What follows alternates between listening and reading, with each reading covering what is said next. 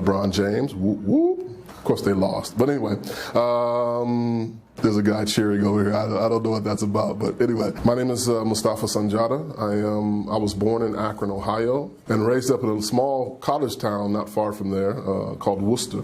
I was adopted into a family from southern Georgia who were migrant workers. My father was a 33rd degree Mason, so he didn't hold too tight to religion. But my mother was a church mother, so she was very much in the church. I started out in Ohio as a youth, going and listening to Minister Louis Farrakhan from the Nation of Islam on the east side of Cleveland. Then I began to be interested in Islam itself and what it was.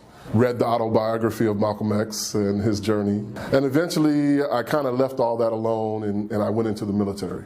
I was a driver for 2 Jordanian pilots, which was my first real introduction to Islam. I think even it was Ramadan, so they were fasting and they would break fast and they would make salat and they would try to explain everything to me. I kind of got threw off at that point because I had asked the question, do you have to pray in Arabic? And one of the colonels said, yes, it has to be in Arabic. So I asked him, why would God demand that I speak a language that I can't speak and I don't understand? And so I kind of left it then. It put me off. I met a lady from Senegal named Mariamou. She was a friend of my wife at the time. She was doing some counseling with us and talking with us and introduced me to the Quran itself.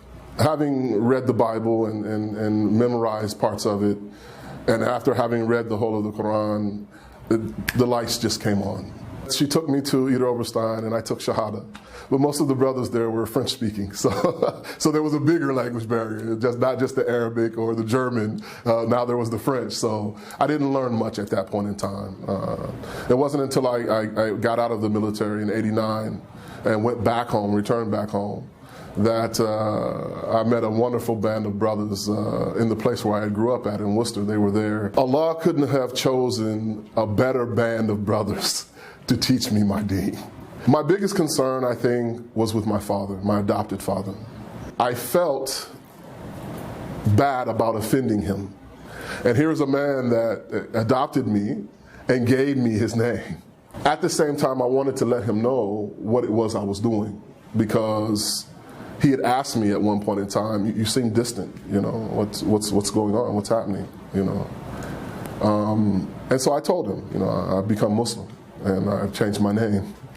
And he said, well, why do you have to be Muslim? Why do you have to be anything? Because this is the Mason line, right? Why do you have to be anything? You can believe in God, but you don't have to believe in any dogma, any particular dogma. And I said, well, there's a way to believe in God, and there's a way to follow God. And God has sent that guidance to us.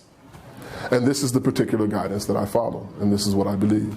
He didn't speak to me for about 2 weeks. He didn't call. When I would call, he wasn't there. After 2 weeks, wallahi, it was like it never happened.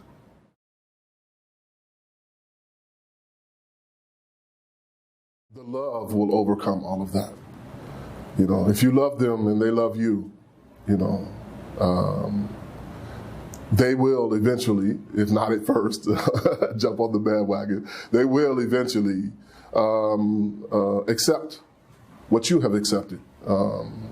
And that's just out of love. And I think that's God's love, right? Or the love of the parent for the child, or the sister and the brother, or the uncle, or the cousin, or whomever. Last year, God saw fit to allow me to find my biological family. And they know that I'm Muslim, and they've met me, and they kind of keep back a little, because they're not sure of how to act and what to say or what to do. And I try to make them as comfortable as possible. But once again, I think it's love. Love overcomes all of that.